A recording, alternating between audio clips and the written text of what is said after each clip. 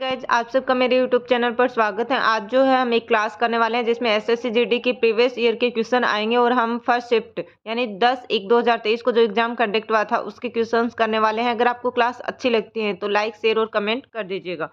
पहले क्वेश्चन की बात करते हैं। फर्स्ट क्वेश्चन है 2017-18 में विजय हजारे ट्रॉफी किस राज्य ने जीती थी? तो कौन सा राज्य था? कर्नाटक। कौन सा राज्य आ जाएगा आपका? कर्नाटक इसका सही आंसर हो जाएगा। फर्स्ट क्वेश्चन है 2017-18 में विजय हजारे ट्रॉफी किस राज्य ने जीती थी? तो इसका आंसर हो जाएगा कर्नाटक। यानी किसने जीती थी? तो कर्नाटक ने जीती थी। नेक्स्ट क्वेश्चन की बात करते हैं। सेकंड, मोस और मार्केसियो निम्नलिखित में से किसके अंतर्गत आते हैं? तो ये किसके अंतर्गत आते हैं? ब्रायोफाइटा के अंतर्गत आते हैं। सेकंड ऑप्शन आपका करेक्ट हो जाएगा। थर्ड क्वेश्चन की बात करते हैं। आपातकाल के दौरान किन मौलिक अधिकारों को निलंबित नहीं किया जा सकता है? यानी ऐसे कौन से मौलिक अधिकार हैं जो आपातकाल की स्थिति के दौरान भी निलंबित नहीं होते? तो वो आपके हैं अनुच्छेद 20 और 21। यानी सेकंड ऑप्शन आपका करेक्ट हो जाएगा। फोर्थ क्वेश्चन की बात करते हैं। निम्नलिखित में से कौन सी अक्षांश रेखा भारत के मध्य से होकर गुजरती है जो देश की जलवायु को प्रभावित करती है? तो वो कौन सी आपकी कर्क रेखा, यानी फोर्थ ऑप्शन आपका करेक्ट हो जाएगा। नेक्स्ट क्वेश्चन की बात करते हैं। 5 नंबर, 1958 में डोवर से केलिस तक इंग्लिश चैनल को पार करने वाले पहले भारतीय कौन थे जो 1966 में एक कैलेंडर वर्ष में 5 महाद्वीपों के महासागरों में तैराकी करने वाले एकमात्र व्यक्ति थे? तो वो कौन थे? मिहिर सेन। नेक्स्ट क्वेश्चन की बात करते हैं। 6 नंबर, किसने सितंबर 2022 में कोच्चि में भारत के पहले स्वदेशी एयरक्राफ्ट कैरियर INS विक्रांत को प्रमाणित किया था? तो वो कौन थे? नरेंद्र मोदी। 7th क्वेश्चन की बात करते हैं। निम्नलिखित में से कौन सा महाराष्ट्र का धन्यवाद ज्ञापन उत्सव है जहां बैलों को सम्मानित किया जाता है क्योंकि उन्हें खेती के लिए अत्यावश्यक माना जाता है? तो वो कौन सा उत्सव है आपको? पोलो महोत्सव है जिसमें बैलों को सम्मानित किया जाता है। नेक्स्ट क्वेश्चन की बात करते हैं। 8 नंबर, महात्मा गांधी नई श्रृंखला में 2000 रुपए के बैंक नोट के पृष्ठ भाग पर किसका चित्र है? तो किसका चित्र है? मंगलयान का। अगले क्वेश्चन की बात करते हैं। 9 नंबर, भारत में अरेबिका कॉफी कौन से राज्य में उगाई जाती है? तो कौन से में उगाई जाती है? कर्नाटक है। ब्लैंक वस्त्र मंत्रालय के अंतर्गत आता है, यानी वस्त्र मंत्रालय निम्नलिखित में से 4 ऑप्शन दे रखे हैं तो इसमें से किसके अंतर्गत आता है? तो किसके अंतर्गत आता है? समर्थ योजना के अंतर्गत आता है। नेक्स्ट क्वेश्चन 11 नंबर, ऐसी राजस्व प्राप्तियां जिनका सरकार का दावा नहीं होता क्या कहलाती है? यानी ऐसी राजस्व प्राप्तियां जिनका सरकार का कोई भी दावा नहीं होता वो कौन सी कहलाती है? गैर प्रतिदेय कहलाती है। नेक्स्ट क्वेश्चन 12 नंबर, जीवाश्म ईंधन के जलने से होने वाले प्रदूषण को कम करने के तरीके की पहचान करो। यानी जीवाश्म ईंधन के जलने से जो भी प्रदूषण को कम करने के तरीके हैं उनकी पहचान करने। नीचे 4 ऑप्शन दे रखे हैं उसमें से आपका सेकंड करेक्ट हो जाएगा, दहन प्रक्रिया की दक्षता में वृद्धि करके। नेक्स्ट क्वेश्चन है 13, भारतीय संविधान के मूल लेख में अनुच्छेद थे, यानी जब भारतीय संविधान बना था उसमें मूल रूप से कितने अनुच्छेद थे? तो कितने थे? 395 अनुच्छेद थे। नेक्स्ट क्वेश्चन है, अगस्त 2022 में उत्तराखंड सरकार के राज्य ब्रांड एम्बेसडर के रूप में किसे नियुक्त किया गया? तो ऋषभ पंत को जो है इस समय नियुक्त किया गया था। अगला क्वेश्चन है,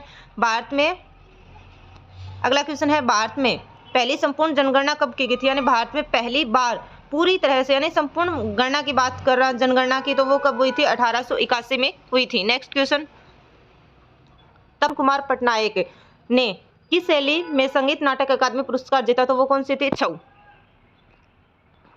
अगले क्वेश्चन की बात करते हैं 17, निम्न में से क्या 7वीं पंचवर्षीय योजना के मुख्य उद्देश्य में से एक था? यानी 4 ऑप्शन है उसमें से बताना। 7वीं जो पंचवर्षीय योजना थी उसका मुख्य उद्देश्य क्या था? तो उसका उद्देश्य था खाद्यान्नों में उत्पादन में वृद्धि करना। नेक्स्ट क्वेश्चन, भारत के राष्ट्रपति का चुनाव ब्लैंक द्वारा किया जाता है, यानी जो भारत का राष्ट्रपति उसका चुनाव किनके द्वारा करवाया जाता है या कौन कौन उसमें भाग लेते हैं? तो कौन भाग लेते हैं उसमें? संसद के दोनों सदनों के जो निर्वाचित सदस्य और राज्य विधानसभाओं के जो निर्वाचित सदस्य होते हैं वो इसमें भाग लेते हैं। नेक्स्ट क्वेश्चन है 19 नंबर, जागोई भारतीय शास्त्रीय नृत्य के निम्नलिखित में से किस नृत्य रूप की एक शैली है? तो वो है मणिपुरी।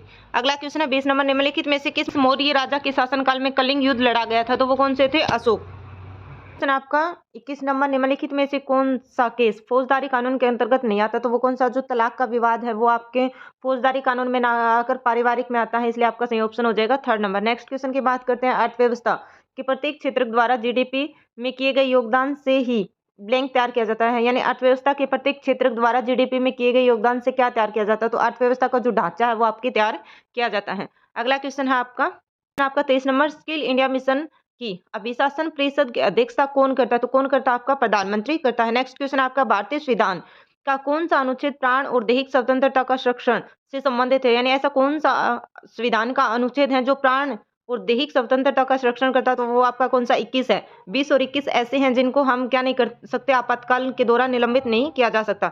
अगला क्वेश्चन है 26 क्वेश्चन है 25 नंबर। अक्टूबर 2022 के अनुसार भारतीय कम्युनिस्ट पार्टी के महासचिव कौन थे, तो डी राजा। अगला क्वेश्चन आपका 26 नंबर।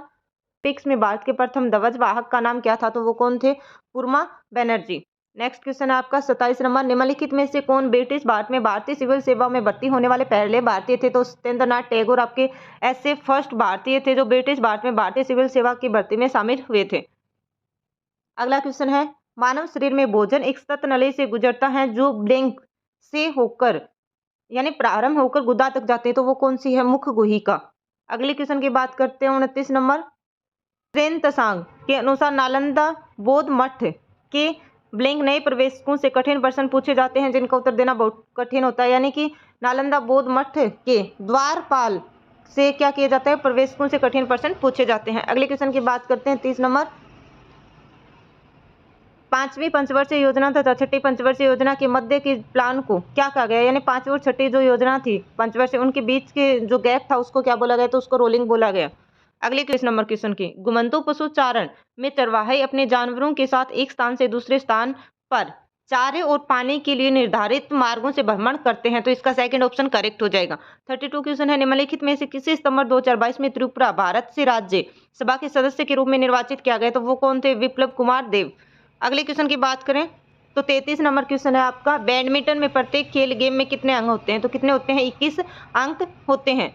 34वां क्वेश्चन है, महात्मा गांधी श्रृंखला के 50 रुपए के बैंक नोट का आधार रंग कैसा है, तो इसकी बात करें तो 50 रुपए का जो बैंक नोट है उसके कलर कैसा है, यानी उसका आधार का रंग कैसा है, तो फ्लोरोसेट नीला। कैसा, फ्लोरोसेट नीला। अगले क्वेश्चन की बात करते हैं 35 नंबर। जनगणना 2011 के अनुसार भारत में सर्वाधिक महिला साक्षरता दर वाले राज्य का नाम बताना, तो वो कौन सा राज्य है, केरल राज्य है जिसमें सर्वाधिक महिला साक्षरता दर है। अगला क्वेश्चन है 36 नंबर। तमिलनाडु तट पर अधिकतर वर्षा अक्टूबर और नवंबर के दौरान होती है, इसलिए इसका थर्ड ऑप्शन करेक्ट हो जाएगा। अगले क्वेश्चन की बात करते हैं 37 नंबर। महाशिवरात्रि हिंदू देवता भगवान शिव के सम्मान में हिंदू माह फाल्गुन में मनाई जाती है, तो इसका हो जाएगा सेकंड ऑप्शन।